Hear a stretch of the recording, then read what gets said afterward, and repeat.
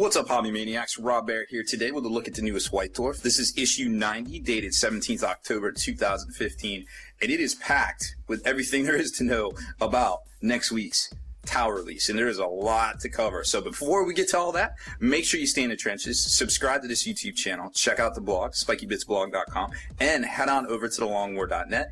That's the home of the battle reports for exclusive content and early access videos.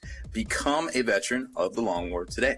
So like I was saying, this is it's pretty spicy White Dwarf. It's got a ton of stuff in here. We got rules, we got mini games, we got previews of the new campaign books that are coming out. We got the Tidewall. There's just so much stuff, right?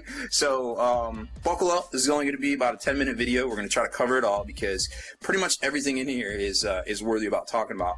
So first up is the new Fire Warriors kit, the Breachers, the Strike Team, whatever you want to call them. They changed the stats on the gun. They got a super saucy 15-inch gun for the Breachers, and you know they are really good. They're looking tight. You got this Guardian drone that can take smart missiles. It can take the normal missile pod, depending on what you want to do for upgrades. You know, you got the Guardian squad, the Guardian drone, which can add an invulnerable save to the whole squad. Looking really good. And then there's the Breacher kit right there, which we were talking about, the Pulse Blaster, which is really saucy at the 15-inch range mark, or even inside of the 5-inch range mark becomes Strength 6 AP3 Assault 2. So it can get pretty dirty. There's a look at all the different drones that are coming out for this kit. So it's going to be a really saucy kit. The price went up, obviously, because why not? So I think it's like $50 for the kit now. But let me tell you what, it's looking pretty tight. Now, I know there's a lot of people out there that are like, yo, they used to be like 30 bucks. I don't know what to say. Like, we can harp about the hobby, you know, the prices going up all the time, or we can just get to hobbying, or, you know, I don't want to harp on pricing. I don't agree with it. I don't like it. But just like the rest of you, I don't want to be overly negative about it because this hobby is so cool and it's so full of all the different stuff out there that it's just sometimes it's better to focus on the positive. I feel like positivity is a force of nature, and that's what we're all about here for the most part, I feel like. So we got the new campaign box coming out, Shadow Force Solak, where you get this Lady Gaga helm, the Raven Guard kind of guy, doing his little Captain Morgan pose. He's the exclusive guy in there. You get the campaign book, the Operation Shadow Talent. I think it's about 120 bucks for this thing. I forget exactly, but you know, it doesn't seem bad for what you get. I think the retail on it is 110. So valuing exclusive miniature and a campaign book that's probably got some rules in it, 32-pager. It's probably worth it, I feel like. Then you take a look at the cadre, Infiltration Cadre, Burning Dawn. Say that 10 times fast. Where you get the new Ethereal, I think is Ondo or something, Ondo. And this retails out to, I think it was like $92, so this box set's about $110. Again, about $20 for this guy and this guy. Probably worth it. I feel like there's a little bit of savings there. These guys, obviously, I'm not sure how much play they're going to see in the new Tau Codex, but again, we haven't seen the Tau Codex, so who to have knows, you know what I mean? Like, they're gonna roll that one. They're gonna slow roll the shit out of that one, I feel like, but that's okay. I mean, I understand, but Games Workshop has to realize too that despite their best efforts to see this spike in sales, after the Codex comes out, there is just going to be a spike in sales because people are just going to buy what they want at that point. You know, but there isn't going to be that initial spike of the Codex and then just a huge like downward spiral of sales after that. So you get this steady progression where it goes up. You know, people buying things here and there, they can't wait, and then the Codex comes out, spikes, and then it goes like into, you know, this downward spiral. But you know, things coming out every week, I feel like it's not as downward as it used to be when the releases came out once per month. So, you know, hopefully they figured it out, whatever it's doing, hopefully it's working for GW, because I love talking about stuff every week. I'm sure you guys love hearing stuff and seeing new stuff every week, so it works for me as far as I'm concerned. So there's a new Tidewall Rampart, which we're hearing has all sorts of crazy special rules. This thing might have ignore cover. It's got some drones that can attach and do things. These things, apparently, when you shoot them, they deflect bullets back or whatever, the attacks. Not exactly sure. They don't give a whole lot of, once you start reading through it, they don't give a whole lot of exactly how it works or what it's going to be, but it definitely leaves a lot to the imagination. You can definitely freeze the frame and read all of the descriptions there, but if I was a betting man, I would say that every one of these little things right here is going to have a specific role. It does seem like it is a mobile fortification that can be moved and redeployed, which also begs the question, will you be able to scout it? Because rules as written, you can scout fortifications, which is really also super saucy and interesting, I feel like. Then we got some, I don't even know what to say about Age of Sigmar. There's Age of Sigmar. I don't know what to say anymore. Like, I feel like they kind of fumbled the ball there. Great game. There's plenty of ways to fix it. We're not going to talk about it today.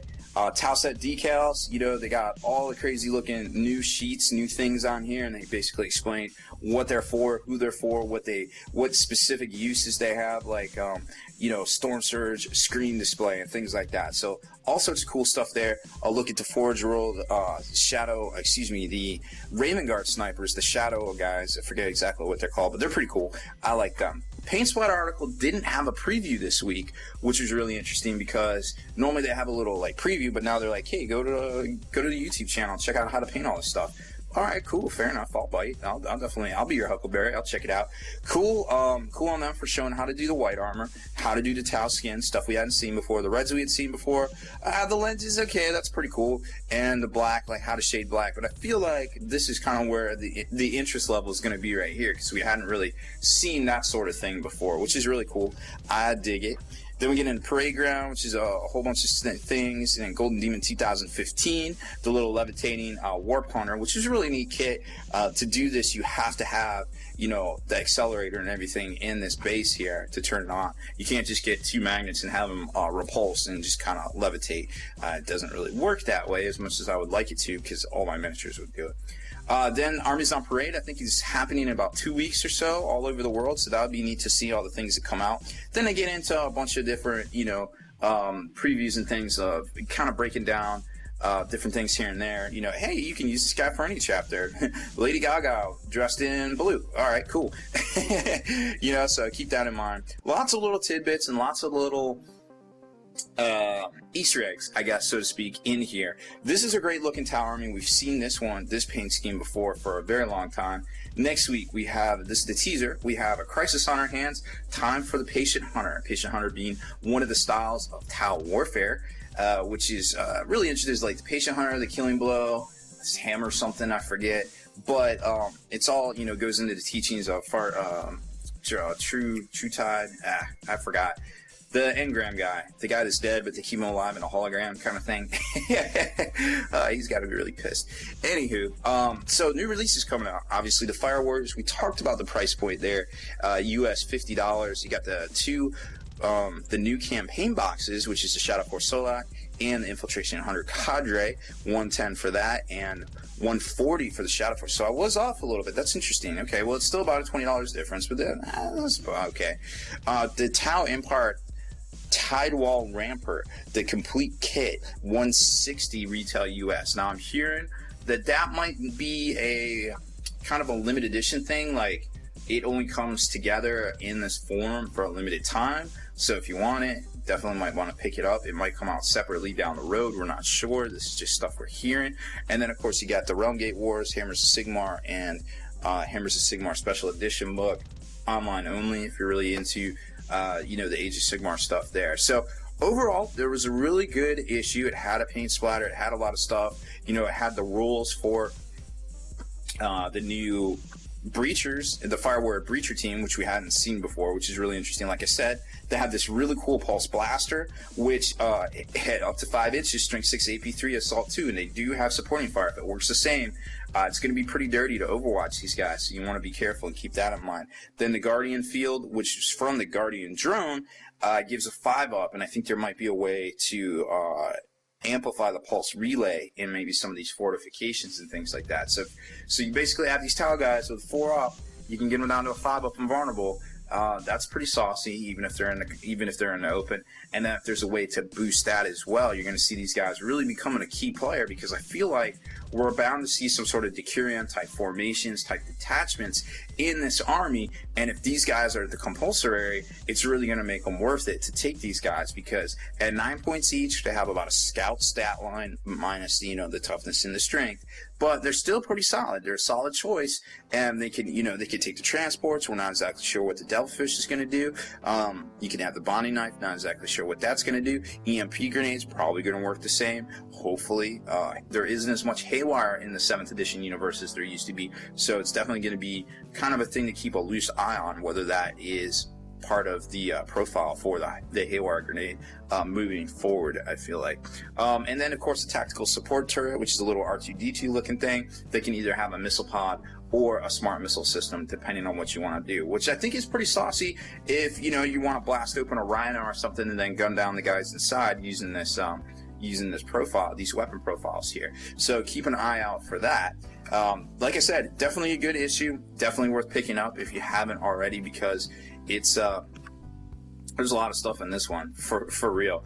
You got all the Tau all the time in this, and a couple of previews of upcoming events like the Amazon Parade and things like that.